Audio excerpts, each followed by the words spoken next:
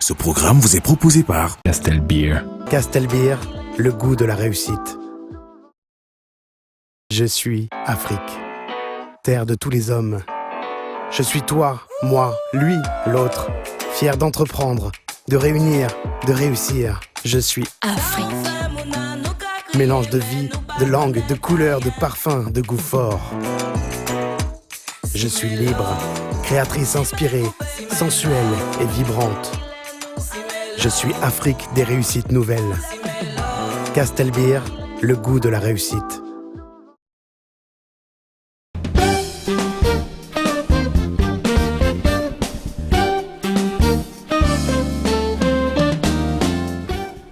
Construire une carrière couronnée de succès, c'est avoir confiance en soi, mais également une foi inaliénable en ses propres capacités. C'est surtout savoir faire les sacrifices qu'il faut, quand il faut et comme il le faut pour pouvoir briser les barrières et franchir tous les obstacles qui s'opposent à votre réussite. Telles sont les valeurs que nous vous proposons de cultiver encore une fois dans le magazine qui vous aide à construire votre carrière. Édition de ce mois d'avril 2023, Carrière vous propose encore une success story inspirante, un regard innovant de jeunes Camerounais, mais aussi les conseils et astuces de notre coach en développement personnel. Bienvenue à cette nouvelle édition de votre magazine. Voici le sommaire.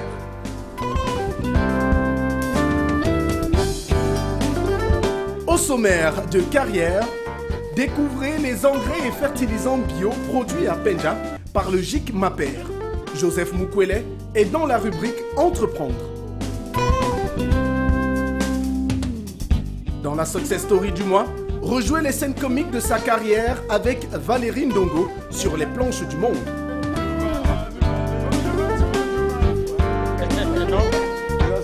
Enfin, dans le coaching du mois, Roland Kwemen dit pourquoi il est important de faire des feedbacks et d'en recevoir en entreprise.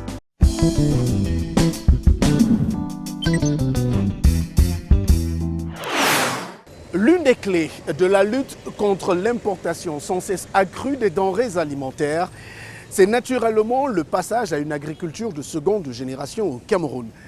Et au-delà de la mécanisation tant souhaitée de cette agriculture-là, il se pose un problème, celui de la mise sur le marché des intrants et des fertilisants, permettant de booster le rendement de nos différentes cultures.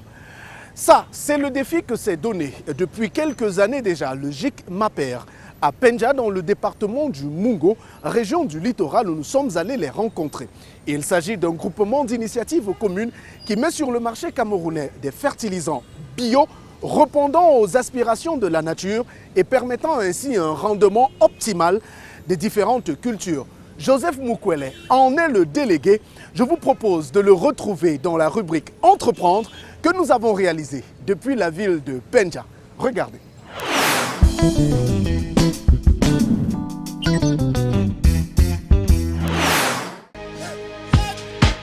Bonjour, bienvenue à l'équipe de Carrière, bienvenue à Ndjombe Penja, bienvenue à l'usine de production des engrais organiques du GIC Maper. Je suis M. Mukwele, le promoteur de projet de production des engrais organiques à partir de matières végétales et animales. Avec votre permission, nous allons faire une visite guidée.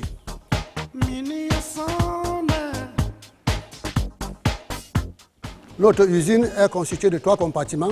Ici, nous avons la salle d'arrivée des matières premières. Ici, nous parlons des matières organiques agricoles.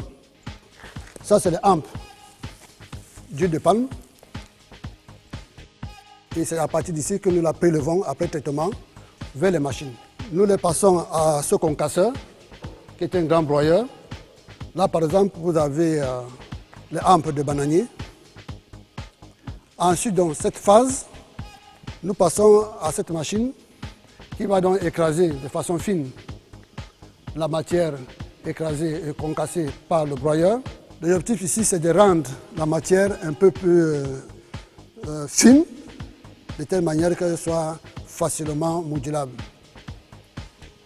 Et les slopes que vous voyez au sol là, c'est les bandes de production. Nous avons ici 15 bandes de production. Après donc d'avoir finement écrasé, nous la passons dans cette autre machine qui va permettre donc de faire la granulométrie. La granulométrie, ça nous permet d'avoir des engrais qui ont un certain diamètre. Ici, nous avons de la litière activée avec les micro-organismes. Alors tout ceci donc est produit et stocké dans ce magasin. Je vous présente François qui est chargé de la production. Et vous avez déjà ici à ma droite les stocks d'engrais organiques Bokashi. Et nos engrais s'adressent à toutes les cultures telles que homologuées par le ministère de l'Agriculture. Pour l'instant, en tant que producteur de Bokashi, nous sommes la seule usine au Cameroun qui produit du Bokashi. Et surtout, le Bokashi additionné avec des micro-organismes. Nous avons ici des engrais liquides, BioAgriPower. C'est un cocktail de micro-organismes lactiques, photosynthétiques et les levures, des antimonicètes et autres. Maintenant, je vais vous faire visiter la salle de conférence. Donc, nous sommes ici dans notre salle de conférence. Je vais vous inviter à visiter un peu le cadre de recherche que nous avons toujours effectué. Donc, nous avons toujours là des produits tests. Comme nous travaillons avec des matières organiques, végétales et animales, il faut faire beaucoup de tests. Là également, c'est des échantillons que nous envoyons en laboratoire.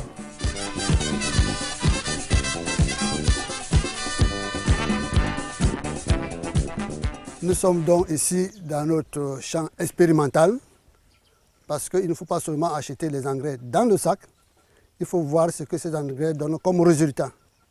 C'est pourquoi nous avons fait ce champ expérimental.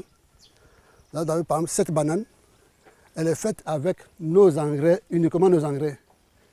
Le Bokashi que nous mettons au sol au niveau de la culture et ensuite le BioAgriPower que nous utilisons comme engrais foliaire. Comme vous voyez le feuillage tout vert. Alors nous sommes en train d'expérimenter ici un autre mode de fertilisation à partir de la hampe. Tout le champ est exploité et développé avec les engrais organiques. Tout le champ. Et nous avons des troncs assez solides qui résistent au vent. Donc des troncs assez solides qui résistent au vent. Je vous présente Caroline qui s'occupe de l'entretien de ce champ expérimental. Notre engrais a ceci de particulier. Un, ça protège le sol contre la formation des parasites. Ensuite, nos engrais donnent de la consistance à la plante. Vous voyez par exemple, ce régime-là, il est assez solide. Ensuite, par rapport aux engrais chimiques, l'écart en application en première année, nous sommes bien en première année, l'écart de floraison est d'1 mois. Et la deuxième année, les deux se retrouvent. À partir du 6e mois, on arrive déjà à la floraison. Et avec nos engrais, on peut développer, comme vous le voyez ici, 2 régimes à la fois. Donc, avec nos produits, vous pouvez avoir un rendement à l'état de 3000 pieds de banane. Parce que vous le voyez, nous avons là 2 troncs, 2 régimes qui produisent à la fois. Alors que généralement, dans l'agriculture conventionnelle, on vous dit un régime et un rejeton. Or, nous avons 2 régimes et un rejeton. Nos produits ont une autre particularité, c'est que la durée de vie est assez longue. Ce régime de banane-là, quand vous allez l'amener, il peut faire au sol 24 jours sans mûrir. Pour les commerçants, c'est assez intéressant parce que la durée d'exposition dans les rayons est assez élevée. Contrairement à la banane chimique qui après déjà 1 semaine, 7 jours, commence à mûrir et se dégrader complètement. Et quand cette banane commence à mûrir, elle mûrit de haut en bas.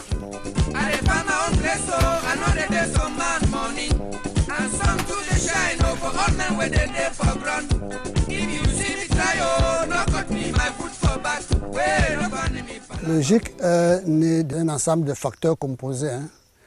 Nous avons fait une formation sur les marchés carbone en Afrique du Sud. Nous avons suivi une conférence à l'IPD sur l'environnement. Et c'est là où donc nous avons pensé qu'il nous faut faire quelque chose.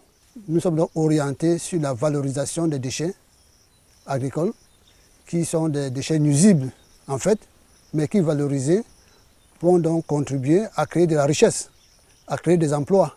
Alors, ce processus s'est mis en place avec l'appui de bailleurs de fonds, notamment le Fonds Migration et Développement de la Banque africaine, dont les contributeurs sont la France, le FIDA et la BAD elle-même, la Banque africaine elle-même.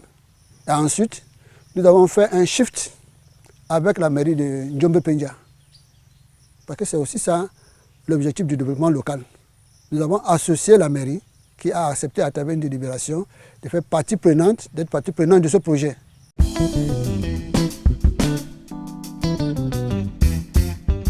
Les difficultés ont été vraiment de taille. Normalement, on devait faire faillite, on devait fermer. Parce que, nous avons dimensionné le projet par rapport à la capacité de production. L'ouvrage que vous voyez là est le résultat de la formulation des vendeurs de machines qui ont fait un plan de production qui nous obligeait à avoir un espace comme celui-ci de 1024 mètres carrés bâti. Du coup, nous nous sentions dans l'impossibilité de conduire ce projet. Mais avec des conseils des amis, nous avons donc réussi à finaliser cette construction-là. En ce qui concerne l'État, ce qui est plus important à noter, c'est que le MINADER a reconnu l'importance de nos produits et nous a donné 2 homologations pour le bokashi et pour le bio-agripower, qui est un engrais foliaire qu'on peut appliquer en foliaire et en sol.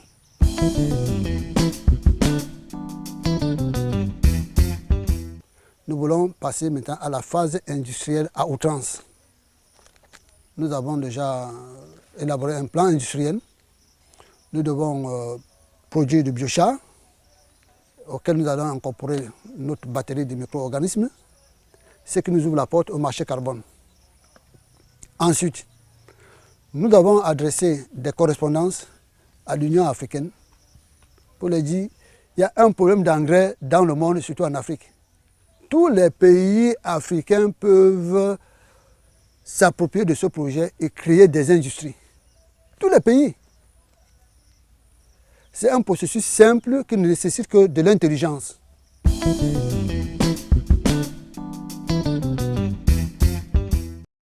Je voudrais dire aux jeunes de ne pas désespérer. Que les jeunes se mettent au travail et surtout être sérieux, être dignes de confiance, la confiance en vous-même et la confiance que les autres peuvent mettre sur vous. Avoir pour défi de ne pas décevoir.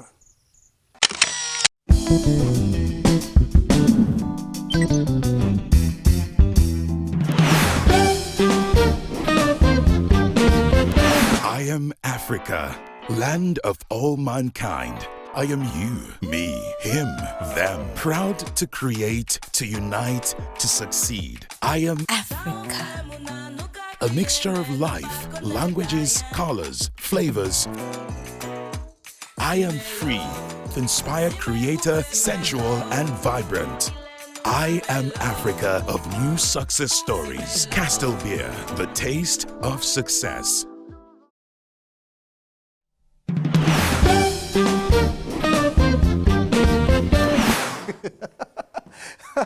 Ces apparitions sur des scènes comme celle-ci à travers le monde ont le chic de provoquer le rire et de faire sourire bon nombre de spectateurs qui assistent à ces innombrables spectacles. C'est qu'il a réussi et continue à écrire les plus belles pages de son histoire à travers le monde grâce à l'humour et à la comédie. C'est l'histoire d'un gamin orphelin de père qui a choisi à 16 ans d'abandonner ses études en classe de seconde pour se consacrer entièrement à la comédie et à l'humour. Et aujourd'hui, Son parcours est à découvrir en Success Story, un portrait inédit de Valérie Ndongo dans lequel, naturellement, on joue le jeu.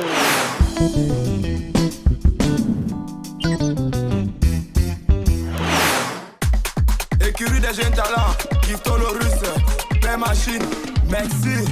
Yaoundé, quartier Touameki. En cette matinée du mois de février, le soleil prend progressivement possession de la capitale camerounaise. Dans ce couloir menant à l'université protestante d'Afrique centrale, Valérie Ndongo, veste en tissu pagne et t-shirt aux couleurs de son concept, nous a donné rendez-vous ici, au Valérie Ndongo Comedy Club. Et alors que nous patientons et que le réalisateur Alain Kwam profite pour se rappeler aux bons souvenirs des collaborations passées avec lui, un invité surprise fait son apparition. Son nom, Bingono Bingono. Homme de culture, ethnomusicologue et anthropologue, le président des sorciers du monde a donné rendez-vous à un convive dans cet espace. Les retrouvailles sont des plus chaleureuses et les bénédictions traditionnelles du grand-père sont au rendez-vous.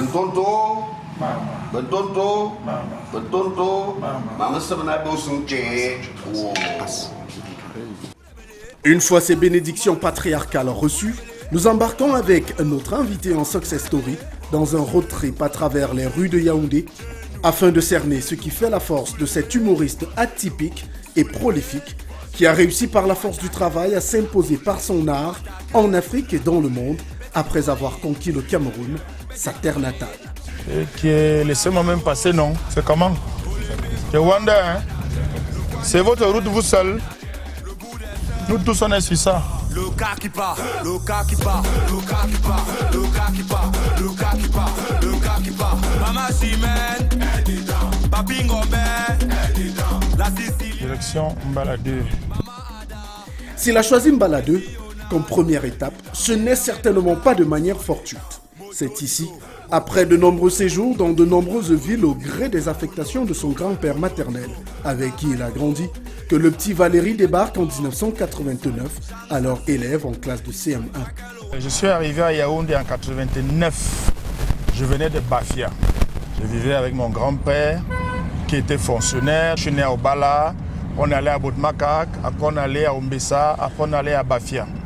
Donc, on fonctionnait au gré des invitations, des affectations du grand-père.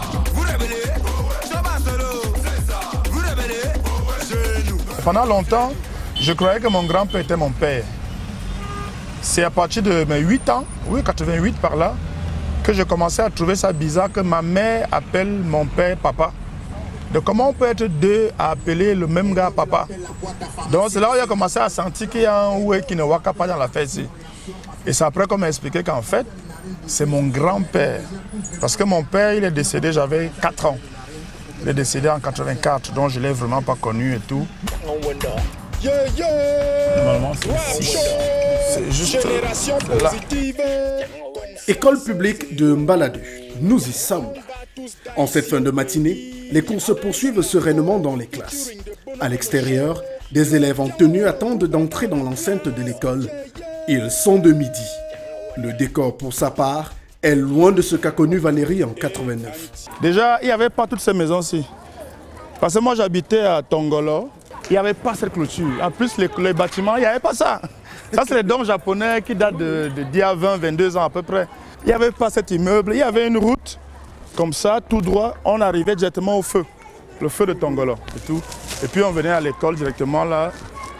Et ça a complètement changé. Et Anti. Ice Nako, c'est moi. Mbinji galère dans mes dangwa. Petit waka waka everyday dans le quad. S'il n'y passe qu'une seule année, Valérie Ndongo garde un souvenir vivace de son passage dans cet établissement. Ce n'est ni à cause du cadre, encore moins de son maître, mais bien pour une raison surprenante. Mon souvenir le plus marquant de l'école publique de Mbaladé, c'est, on va dire, j'ai eu ma première copine, elle s'appelait Lydie. Je ne peux même pas la reconnaître. Donc s'il y a une fille qui s'appelle Lydie, qui sait qu'en 89, elle a fait le cours moyen 1. Ici, école publique groupe 2 de Mbaladé. non, en fait, ce qui s'est passé, c'est qu'à l'époque, il y avait la série Dynastie. Et Ce qu'on avait fait en classe, c'est que on était des groupes, les garçons et les filles. Et les filles choisissaient leur nom dans la dynastie et les gars leur nom dans la dynastie. Et moi, j'ai choisi le nom de Black Carrington. Et puis elle a choisi le nom de Crystal Carrington. Donc c'est comme ça, quand on s'est retrouvés, elle est devenue ma femme. Moi c'est Black Carrington, toi c'est Crystal Carrington. Donc du coup on est ensemble. Donc c'est pour ça que j'ai dit, c'est un peu l'école où j'ai eu ma première copine, quoi, tu vois. Et on était ensemble, c'est-à-dire il fallait que je lui garde son petit caramel. Elle me ramenait une croquette ou deux. On était heureux, c'était bien. Elle n'avait pas besoin de faire autre chose, c'était le mariage. Tu tombes même sur une petite Wanbinji Ressé du secteur que tu as vu grandir comme ça. Tu lui axes le truc dans les easy. Après ce passage riche en anecdotes, c'est à Yokadouma, dans la région de l'Est, que Valérie Ndongo et sa tante déposent leurs valises. Une ville où le jeune va connaître des années de puberté quelque peu mouvementées. J'ai eu le CPE à Yokadouma et j'ai commencé le lycée à Yokadouma. Jusqu'en classe de 4e. Et en 3e, je suis revenu dans Yaoundé en 1994. Et depuis là, je n'ai pas bougé de Yaoundé. Je suis arrivé à Yaoundé, je crois, en octobre. Donc l'année scolaire avait déjà commencé. Et le lycée, c'est un peu compliqué d'arriver au lycée parce qu'il y avait déjà l'affaire des places. L'affaire qu'on explique souvent, il y avait l'affaire de vente de places. Du coup, le privé, lui c'était que tu viens. Tu as échoué, tu n'as pas échoué, tu n'as même pas le bulletin. On va seulement gérer sans t'inscrire, tu vois. Donc c'est comme ça que j'ai commencé à aller Sétumbe. Je venais de Yokadouma. Par contre, c'est une époque, on va dire, un peu agitée de ma vie. Donc j'étais un peu délinquant. Délinquant à quel niveau? Et attends, j'ai dormi, j'ai fait la cellule à Yokadouma. Gendarmerie de Yokadouma, je devais avoir quoi, 13 ans. Mais délinquant, genre, tu frappes les doigts à la piole pour aller vivre la vie dehors, acheter. Et quelle vie même? Tu bats les paquets de fourrés, tu farodes aux autres, tu sens que tu es le boss et tout. Donc c'est comme ça, quoi. Anti. Et je wanda sur ma life. Oh, la poisse du mboa tombe sur moi. Et pour éviter de plonger complètement dans la délinquance juvénile, Valérie prend une option bien curieuse. Il se réfugie dans l'art. Un choix loin, bien loin de recevoir l'assentiment de la famille au vu des conséquences sur sa scolarité. J'ai eu une adolescence tendue et ça enchaînait directement avec la rébellion. C'est-à-dire, je veux arrêter l'école pour faire le cinéma. Et j'ai arrêté l'école en 1996. Ça date. Et c'est en 1998 que je commence l'apprentissage du théâtre au centre d'apprentissage théâtral de Yaoundé, de Daniel Ndo, qui était en Goussou à l'époque. Vraiment, aujourd'hui, j'en parle comme ça, mais c'est une époque pas sympa, quoi. C'est beaucoup de frustration parce que tu es le marginal de la famille, tu es le délinquant de la famille, tu es le raté. Parce que vouloir faire le théâtre, c'était considéré comme être paresseux, être feignant, ne vouloir rien faire et chercher la facilité, chercher la vie facile, quoi. Donc, et c'est l'étiquette là que j'avais auprès de la famille et surtout que je suis l'aîné. Donc quand tu es l'aîné et que tu choisis un chemin de ratage de vie, c'est très compliqué. Tu lis là, t'as pas arrivé. Le gars est parfumé, la go est bien serrée, tout ça parce qu'ils viennent déranger. Les bouteilles, la table est salée. Un choix payant pour Valérie, lui qui aujourd'hui est reconnu partout dans la cité, grâce notamment à ses nombreuses productions et spectacles. Même dans l'enceinte de l'école, à la direction, son visage est reconnu et les responsables de l'école, bien heureux de savoir qu'un de leurs anciens élèves est aujourd'hui une personnalité de sa trempe. Nous sommes très flattés de pouvoir rayonner, qu'est-ce qu'il peut dire, l'art de notre pays, le Cameroun, vraiment, vous nous représentez par moi et avec ce que vous faites, nous sommes très contents de vous voir à la télé. Merci.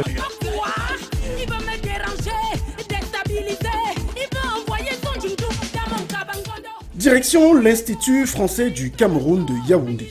C'est ici, en plein cœur de la capitale, que se sont écrites les plus belles pages de la carrière de Valérie Ndongo.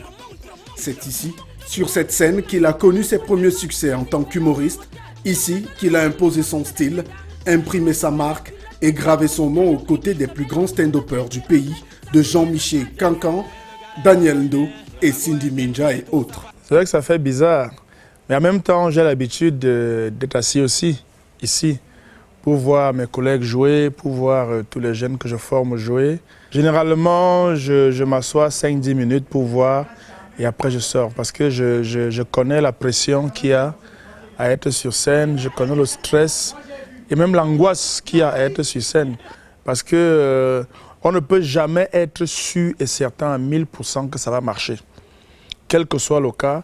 Je me disais qu'avec le temps, ouais, ça va aller. Non, ça ne va pas. Avec le temps, il faut toujours convaincre le public. Il faut toujours dire, oui, c'est moi.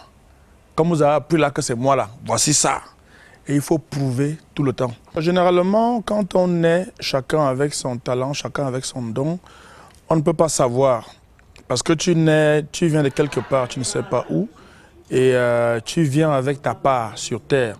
Tu ne peux pas déterminer où, quand et comment tu as eu ce don. La seule chose que tu peux déterminer, c'est comment est-ce que toi, tu as décidé de faire de ce don ton métier. Parce que d'autres ont ces dons, mais ils peuvent les utiliser comme hobby et faire un autre métier. Mais d'autres décident que je vais faire de ce don un métier. Moi, j'ai décidé de faire de ce don un métier en 1996. Papa, ça c'est les émotions. On m'appelle Jesby. Ici au secteur, je contrôle le mouvement. Une fois sa décision d'arrêter les classes prises en 1996, alors en classe de seconde, Valery Ndongo se consacre pleinement à l'apprentissage et à la maîtrise de son art. Il intègre alors le cours de Daniel Ndo et y travaille sa diction, son jeu de scène et nourrit sa passion. Mais c'est surtout aux côtés de son mentor et Cindy Minja que le jeune humoriste va franchir un cap. C'est en 2003 où on me découvre. J'avais été invité à l'émission Vendredi Show. Ça avait été une recommandation de Cindy Minja qui avait appelé Marc Omboui. Je crois qu'il a pris sa retraite déjà aujourd'hui. Il était à CRTV Radio. Et Marc Omboui m'a recommandé chez Adèle Mbala à Tangana, qui était la réalisatrice de Vendredi Show. Et je suis allé chez Adèle Mbala à Tangana. Elle m'a fait passer un casting. Elle m'a dit, bon, comme c'est Cindy qui t'a envoyé à travers Marc Omboui, bon, ça veut dire que ça peut faire comme ça que tu es un peu bon. Mais moi, je vais être sûr que c'est vraiment ça. Donc, elle m'a fait passer un casting là, dans son bureau à la CRTV. Elle m'a dit, bon, joue. Oh, bah, j'ai joué. Voilà, bon, voilà. Tu passes vendredi. Hein. Moi, je me disais que je passais peut-être vendredi dans une semaine, dans 2 semaines. Non, tu passes vendredi. Vraiment, tu refais ça. Tu refais la même chose aussi. Hein. Ne changez pas. Hein, parce que... Elle s'est peut-être dit que, hey, il paraît là-bas, il change un truc là-bas. Après, on m'appelle que oh, tu as programmé qui là. Donc, c'est comme ça que c'est parti. 2003. Et 2003, c'est la même année où j'ai fait mon premier one-man show, la même année où j'ai fait mon premier voyage international. Donc 2003, c'est une année, on va dire, qui a déclenché beaucoup de choses.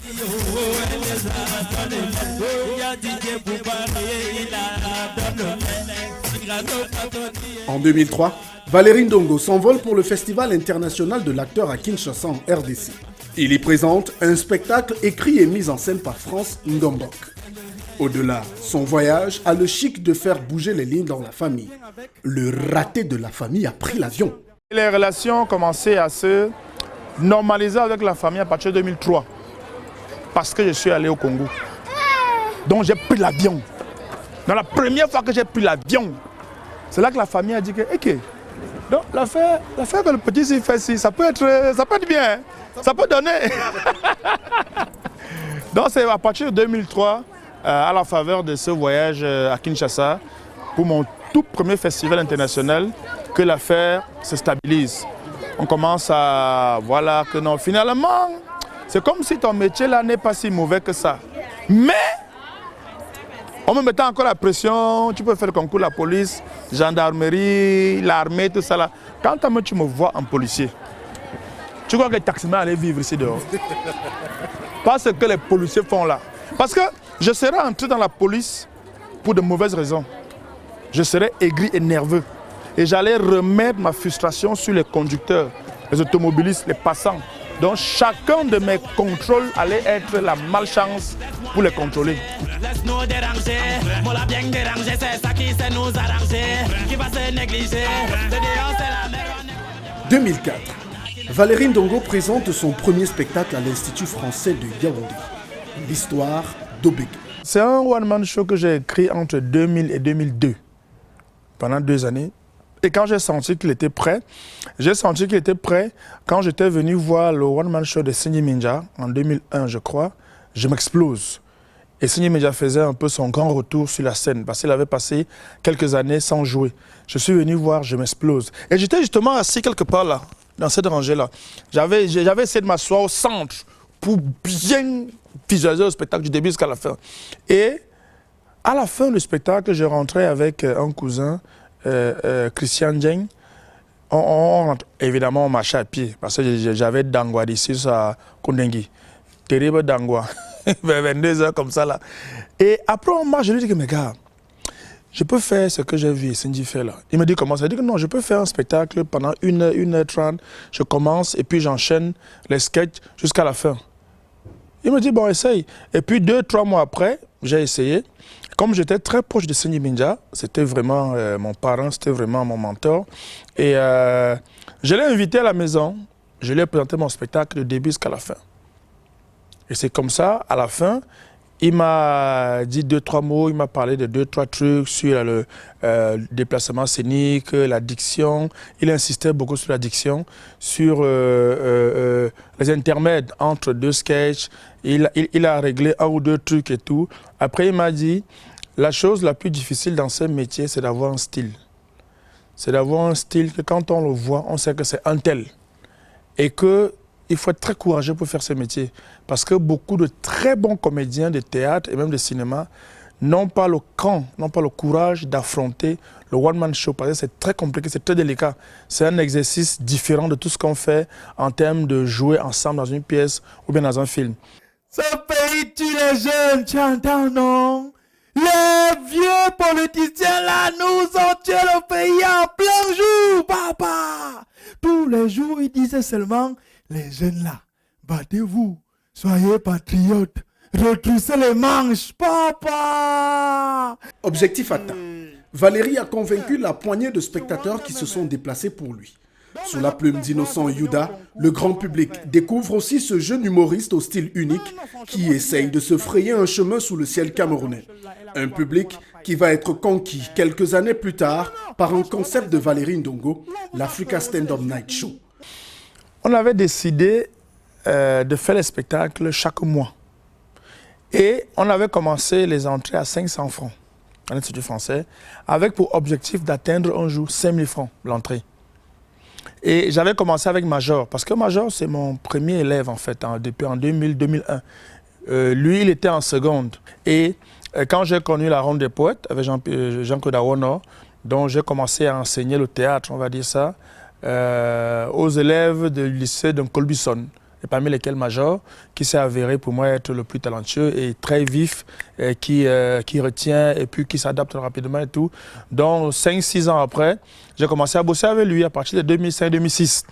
Et on a donc commencé à faire des spectacles ici, à l'Institut français. On s'était dit, il faut qu'on arrive à 5000 francs. On a commencé à 500 francs le premier mois. Le mois d'après, on est monté à 1000 francs.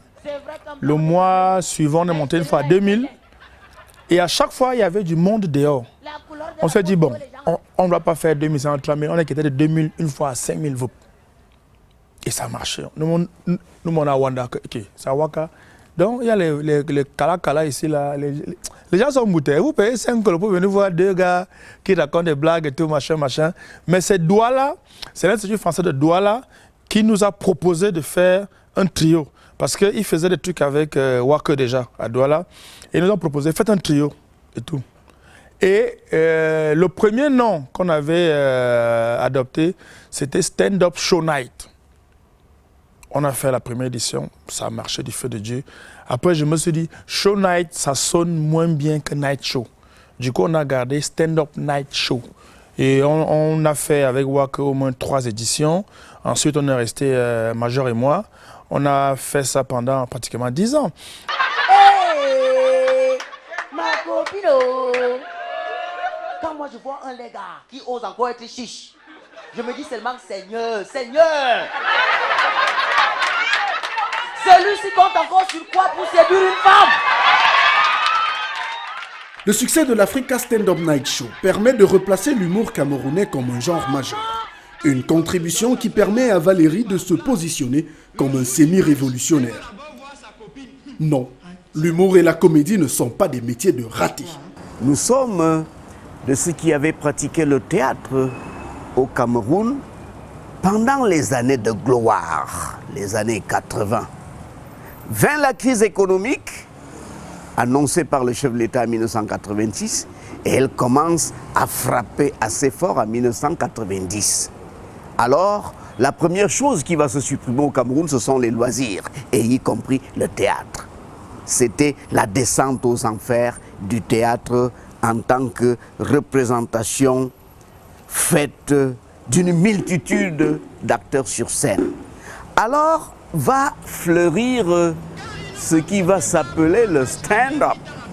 Alors va fleurir ce que nous, on appelle le monodrame. Et parmi les acteurs du monodrame, mon petit-fils Valérie Ndongo passe pour l'une des fleurs les plus promoteuses, telles que nous vîmes la scène des pratiquants du stand-up à l'époque. Ce n'est pas un métier de raté du tout. C'est juste que chez nous, on avait cette vision obtuse du fonctionnariat. En plus, monsieur Boule, nous les petits, nous l'affaire de fonctionnariat, c'est une histoire de malédiction. Nous, jusqu'à longtemps, jusqu'à maintenant encore. Maintenant, la vision commence à changer un peu chez les petits. Mais l'affaire de fonctionnaire là, ça c'est une plaie chez les petits, c'est une plaie dans le Grand Sud, Centre, Sud, Est. Tout le monde veut être fonctionnaire. Tous les parents veulent voir leurs enfants fonctionnaires. Ils se disent que one day, et voilà, il y aura le 17h qui va tomber, et voilà l'article 2. Sauf que non.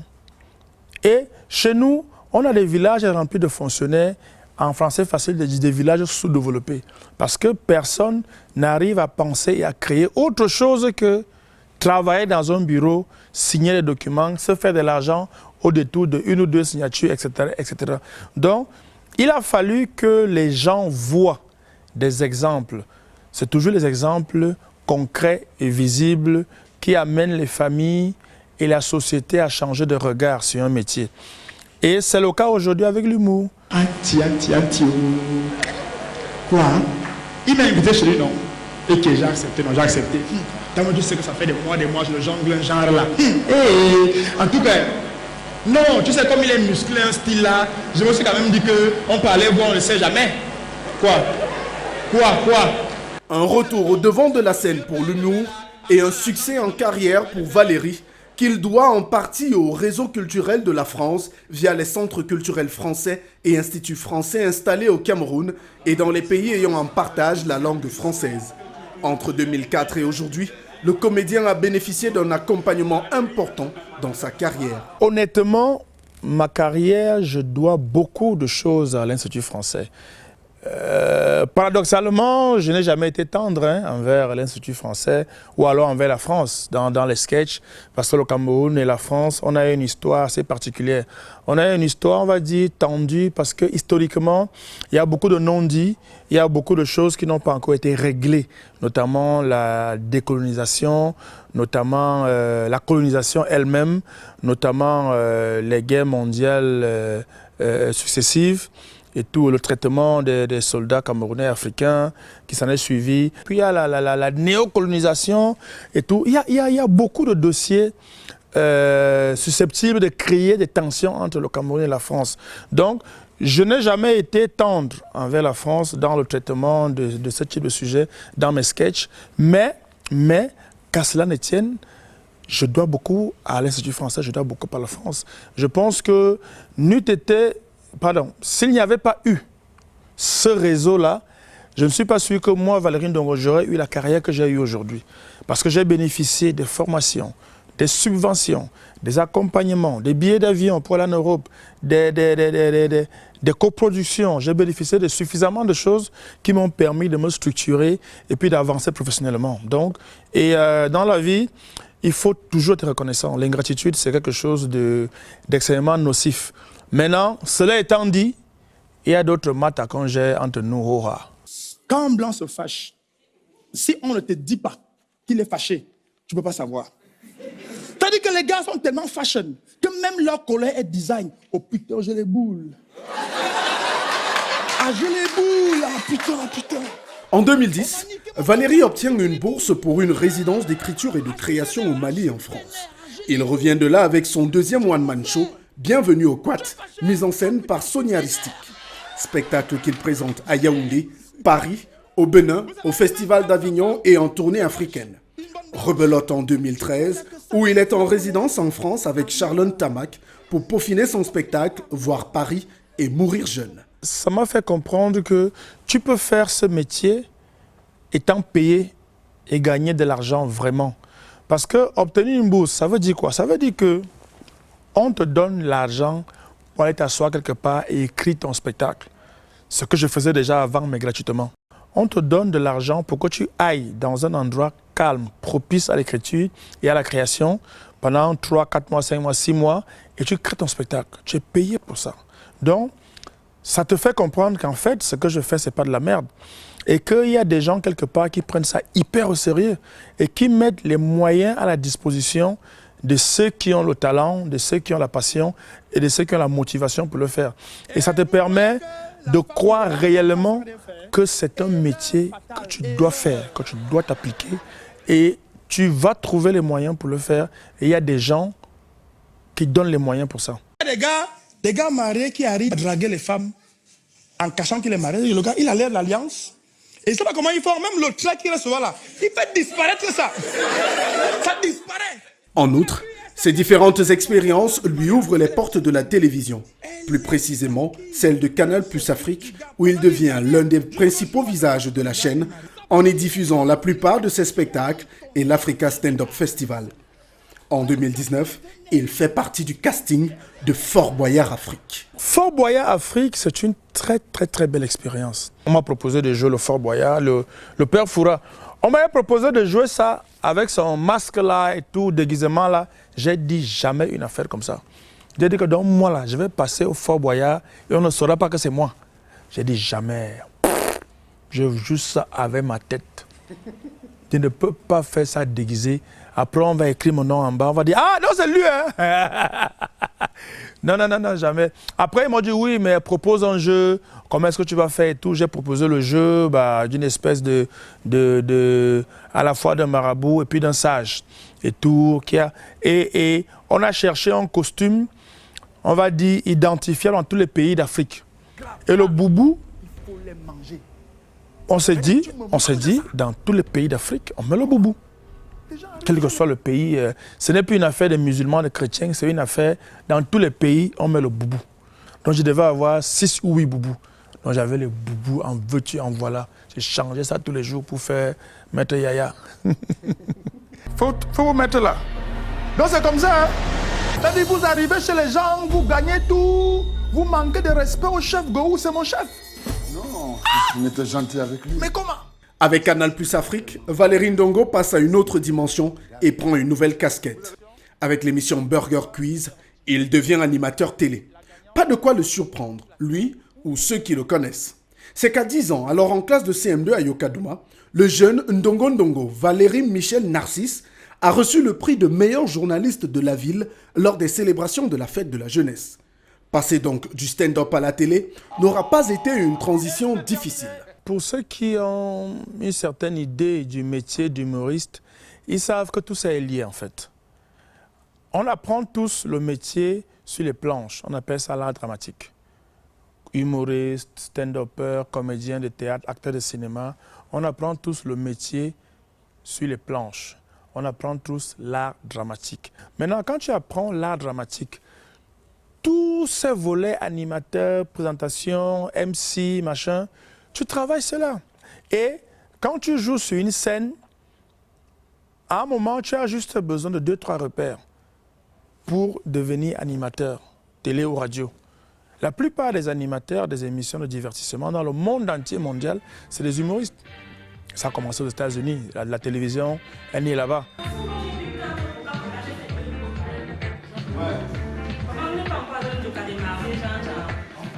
Retour au Valérie Ndongo Comedy Club au quartier Etouameki. C'est ici, depuis quelques mois, qu'a été transféré le siège de l'Africa Stand-Up, la structure créée par notre invité en Success Story. Au-delà du comédien humoriste, c'est une nouvelle casquette qui déploie Valérie Ndongo, celle d'entrepreneur, de mentor. Je me rencontre avec Valérie Ndongo en 2019 lors d'un casting organisé dans le cadre du festival Africa Stand Up, qui est un festival panafricain diffusé sur Canal+. Malheureusement, je ne suis pas passé dans le casting, mais j'ai eu la chance quand même d'être sélectionné parmi les humoristes au niveau de Yaoundé qui ont aussi bénéficié de la formation au niveau de Douala. Et c'est vrai qu'à la fin, j'ai eu un parchemin. Et depuis lors, je suis avec Valérie Ndongo. On est devenus très proches. Je fais déjà des tournées avec lui. Je me plais bien d'être avec lui. C'est un très bon grand frère, c'est un père et il apprend beaucoup. En tout cas pour ceux qui veulent bien le suivre. C'est un grand frère humble, sociable et toujours prêt à tenir la main de ses petits, nous, pour les mettre au devant de la scène. En fait, grâce à lui, on a quand même la chance de s'exprimer sur la scène. Ça fait très très longtemps que je pense créer un lieu physique pour le Valérie Ndongo Comedy Club, qui est un concept qui existe déjà depuis plusieurs années. Et la première fois qu'il a été diffusé sur une chaîne, c'était la chaîne A+, en 2016-2017. Ensuite, on a squatté d'autres lieux. On a été au quartier Mozart chez Jean-Pierre Bokola. On a été à la Pizza Dorée à Douala. On a été au Hilton à Yaoundé. Et finalement, on a pu trouver un lieu qui nous est propre et un lieu qui nous appartient. Et maintenant, le Valérie Ndongo Comedy Club est basé à Etomeki, qui est également le siège social d'Africa Stand Up. La première structure qu'Africa Stand Up met en place, c'est l'Académie panafricaine du Stand Up. Là, on est en 2008 par là. Et parce que le besoin de formation s'est ressenti très tôt. Et l'importance de transmettre et d'avoir tout un mouvement avec plusieurs dizaines d'autres jeunes qui font ce métier m'a paru capital et vital pour que ce genre devienne un genre majeur et pour que ce genre prenne l'ampleur et l'importance qu'il a aujourd'hui.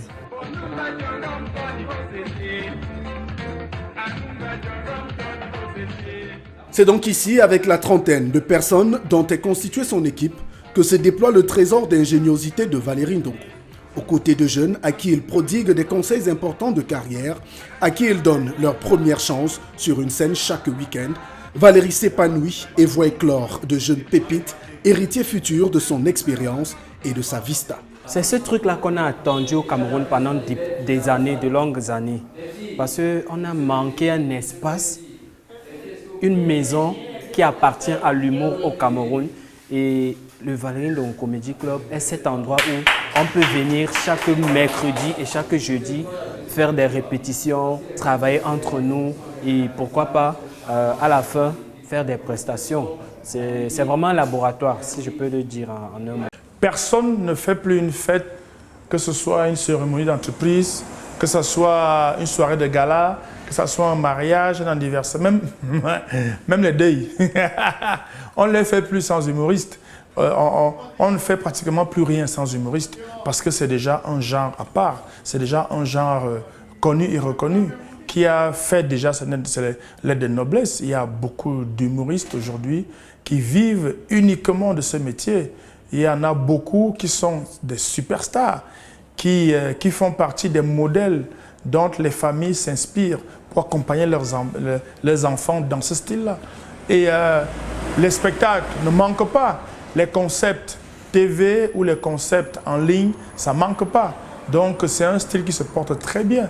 Quand ta femme t'appelle, quand elle te bip sur bip, bip sur bip, bip sur bip, SMS sur SMS, à un moment, tu te dis que forcément, il y a un truc important qu'elle veut te dire à la maison. Forcément. Au bout de 3 heures de ta bière que tu bois, tu arrives à la maison, tu dis, bon, ok, coucou, je suis là. Elle te regarde calmement. Ah bon, hein? Ok. Reste à mettre sur la table le très faible accompagnement des acteurs culturels par l'État. Une situation qui a le don de mettre Valérie en rogne. Le tout avec la pointe d'humour et de dérision qu'il faut. l'accompagnement de l'État est rare, rarissime. Tu ne comprends pas comment ça fonctionne. C'est-à-dire les choses de notre ministère de la Culture, des Arts et de la Culture, tu ne comprends pas, tu ne comprends rien.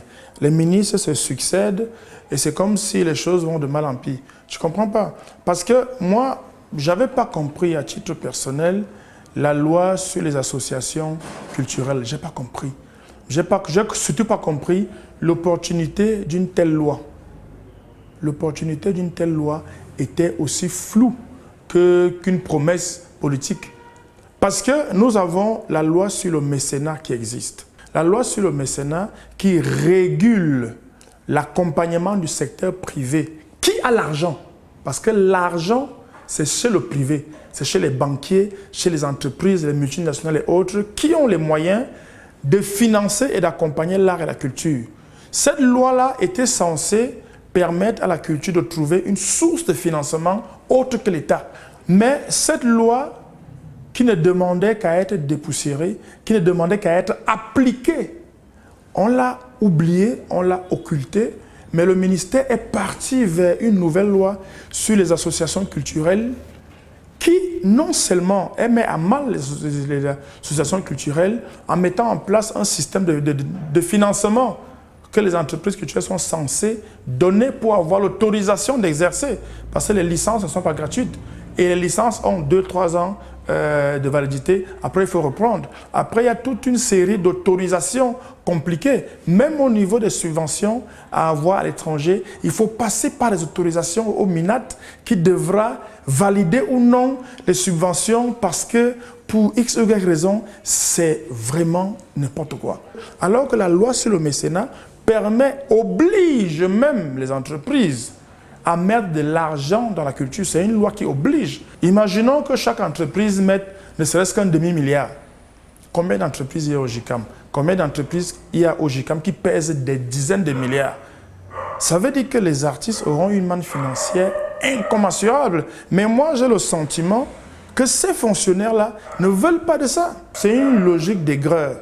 Comme si c'est nous les artistes qui les avons obligés à être fonctionnaires. Alors que lorsque leur matricule sort, ils sont contents, ils sont en sécurité, ils ont des retraites, ils ont des facilités de crédit à la banque.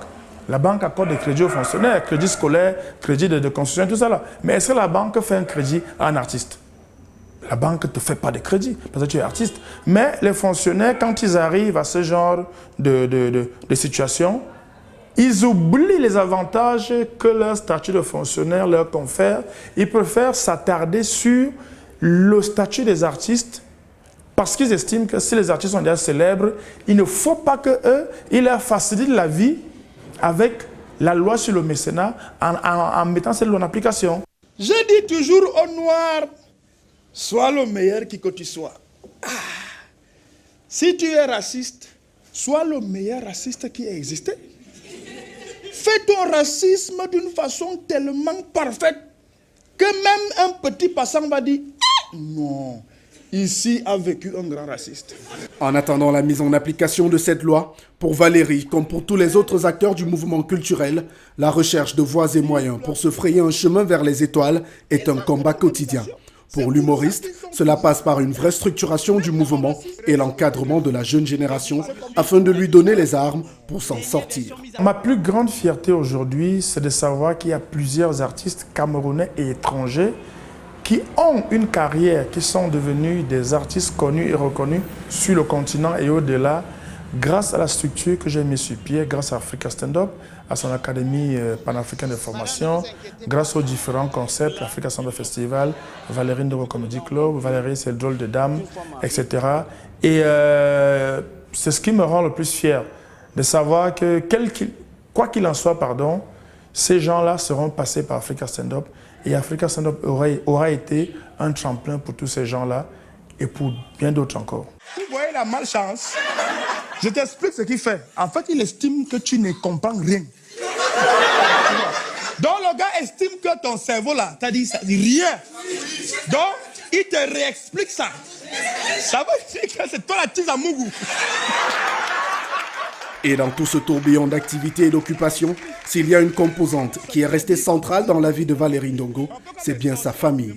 Son épouse et leurs enfants ne sont jamais bien loin de son cœur et de son quotidien. La place de la famille, elle est centrale, elle est même vitale.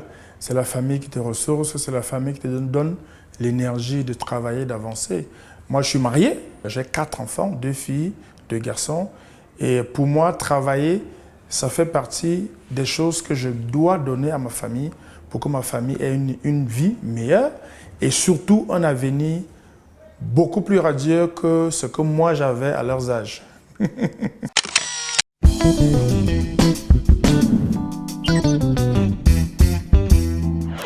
Toujours avec notre invité en Success Story, Valérie Ndongo, on te définirait comme quoi? Humoriste, comédien, auteur, interprète? Quelle est la casquette qui vous sied le mieux? En fait, c'est une casquette multiforme parce que tu ne peux pas être uniquement humoriste si tu veux prétendre faire une carrière.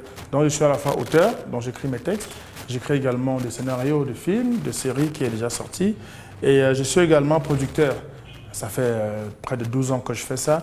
Voilà. On l'a vu avec Congo Challenge. Voilà, ça c'est ma première série. Le boss. Tout ce que le boss fait est bien. Alors, Valérie, pour terminer, quel est le conseil que vous donneriez à la jeunesse camerounaise? Ils sont nombreux qui aimeraient suivre vos traces. Bon, généralement, moi, je n'aime pas donner les conseils aux jeunes, parce que les jeunes, la plupart, savent ce qu'ils ont à faire.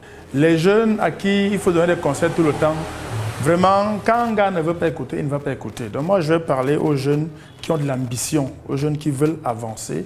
Ils savent tous que le secret, c'est le travail. Et c'est le travail en y ajoutant de la patience. Et quand tu as ces 2 ingrédients, si tu as le sous-bassement qu'on appelle la passion, c'est-à-dire que si tu aimes ce que tu fais, si tu es motivé par ce que tu fais, tu ne peux que réussir. Donc, c'est patience, travail et passion. Patience, travail et passion. Ouais. Merci beaucoup Valérie. Bah, merci d'être venu. Qu'est-ce qu'on peut vous souhaiter? On peut me souhaiter quoi? Déjà la santé. Parce qu'on a passé, Corona n'est pas si loin que ça. Ça a été très compliqué. Tout le monde avait peur de mourir. Même les gens qui ne servent à rien avaient peur de mourir. Il y a des gars qui n'ont jamais aidé personne dans sa vie. Lui aussi a peur de die. Tout le monde avait peur de mourir. Donc c'était une psychose mondiale. Et on a réussi à sortir de là. Donc aujourd'hui, vraiment, la première chose que je me souhaite, c'est d'abord la santé. Et ensuite, maintenant, c'est d'avoir beaucoup d'argent. C'est d'avoir plus de partenaires, les sponsors, les vampires sponsors du Cameroun. Là, il faut venir donner l'argent ici, là, pour que nous aussi, on travaille et qu'on fasse des projets où on sera fiers. Parce que tout le monde attend seulement, tout le monde est content de voir, oh, en Côte d'Ivoire, on a fait ci, oh, au Congo, on a fait ci, oh, on a fait ça. Ici, là, les gens ont l'argent, ici, là. Financez la culture, mettez de l'argent dans l'art, ça va rapporter. Merci beaucoup de nous avoir ouvert les portes. Merci. C'est chez vous. Merci. Le bar est là, le bar c'est pas là. Là-bas? Ouais, c'est pas là le bar. Alors le bar? Mais tu bailles. Hein? Non, c'est toi qui payes. Tu bailles. C'est toi le boss. Donc jamais il a fait comme ça.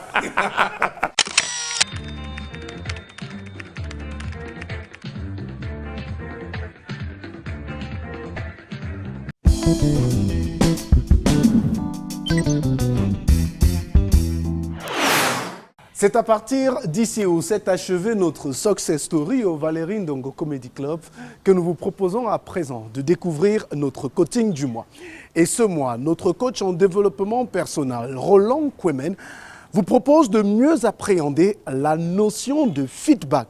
Il s'agit d'une donnée importante qui permet notamment de suivre pas à pas l'évolution des différents dossiers qui sont confiés en entreprise. Conseils et astuces du coach, regardons.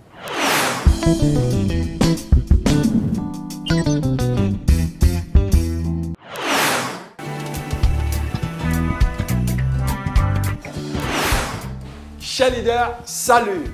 Bienvenue à cette session de coaching. Notre thème du jour, très intéressant, comment donner et recevoir des feedbacks. Qu'est-ce qu'un feedback? Le feedback peut être défini au sens large, comme l'action en retour d'un effet sur le dispositif qui a donné naissance à cette action. Il y a 3 types de feedback en général. Le feedback positif, il permet de féliciter son interlocuteur à propos d'une compétence ou d'un comportement que nous apprécions. Nous avons le feedback correctif. Il s'agit ici d'émettre une critique constructive sur des faits et des comportements préjudiciables à l'avancée d'un projet ou à la cohésion d'une équipe. Et enfin, le feed forward. Il s'agit d'exprimer des besoins pour l'avenir plutôt que de pointer les erreurs du passé. Pourquoi devons-nous donner des feedbacks? Le feedback revêt d'abord une dimension humaine. En effet, celui qui reçoit un feedback se sent utile et surtout reconnu. En deux, le feedback est un outil de régulation. Nos collaborateurs doivent savoir s'ils avancent dans la bonne direction ou pas. Chers leaders, voici certains écueils nuisibles à éviter lors d'un feedback. Premier écueil, donner essentiellement des feedbacks uniquement lorsqu'il y a un problème. Ça, il ne faut pas le faire. Donner un feedback indirect, donc par email ou par téléphone, alors qu'on peut appeler le collaborateur ou le collègue et discuter face en face. Tourner autour du pot, délivrer des messages confus et très personnels. Ne pas faire de suivi des actions post-feedback. Ne pas assumer la responsabilité de son feedback, de ses sentiments et de ses réactions. Et citer une tierce personne, on dit qu'il paraît que là c'est ferme, c'est fait preuve de lâcheté. Et aussi, resservir du réchauffé chaque fois. Quelque chose est déjà passé, mais vous rappelez chaque fois. L'intention finalement est pas de motiver, mais d'humilier et de démotiver le collaborateur. Et enfin, critiquer pour critiquer, sans proposer, nous donner des pistes d'amélioration. Chers leaders, voici donc les qualités pour donner et surtout recevoir de très bons feedbacks. Un, il faut développer l'écoute active. Et ensuite, il faut faire preuve surtout d'empathie. Il faut savoir faire usage des questions ouvertes et savoir paraphraser son interlocuteur, qui est un signe aussi de bienveillance et d'écoute. Il faut savoir émettre avec respect ses opinions, donc être dans la diplomatie. Il faut savoir répondre avec élégance aux objections éventuelles. Il faut savoir gérer et surtout résoudre des situations conflictuelles ou difficiles. La question que vous vous posez actuellement, comment est-ce que on doit donner des feedbacks constructifs, qui est le cœur de notre présentation? En un, il faut noter les comportements à améliorer, c'est-à-dire c'est une session qui se prépare. Deux, il faut commencer par le positif, ce qu'on appelle la méthode sandwich. Donc, commencer toujours par apprécier le bon côté avant d'aller dans l'élément challengeant. En trois, il faut être spécifique et direct, donc droit au but. En cinq, il faut critiquer le travail et non la personne. On dirait en anglais, do not make it personal. Et en six, il faut adapter le feedback par rapport à notre interlocuteur. On le dit, le secret du feedback tourne autour des 3 C. 1, il doit être court. 2, il doit être concret. Mais surtout 3, il doit être constructif. Voici les 10 astuces pour bâtir maintenant une culture de feedback dans vos différentes organisations. 1, donner des retours réguliers à ses collaborateurs. En 2, il est important de partager avec ses équipes les meilleures méthodes et les techniques de construction et de réception du feedback. Il faut généraliser la pratique de feedback au sein de vos différentes organisations. En 4, il faut pratiquer du feedback autour des situations réelles, mais surtout actuelles. En 5, il faut instaurer le feedback comme un outil de développement des compétences, mais surtout de reconnaissance de ses collaborateurs. En 6, il faut utiliser le feedback pour renforcer et valoriser les comportements positifs. En 7, il faut utiliser le feedback comme un outil d'encadrement, d'accompagnement, de suivi et de progression de ses collaborateurs. Ceci aussi grâce à des objectifs bien précis. En 8, il faut impliquer les collaborateurs dans la construction, j'allais dire dans la co-construction de leurs objectifs professionnels.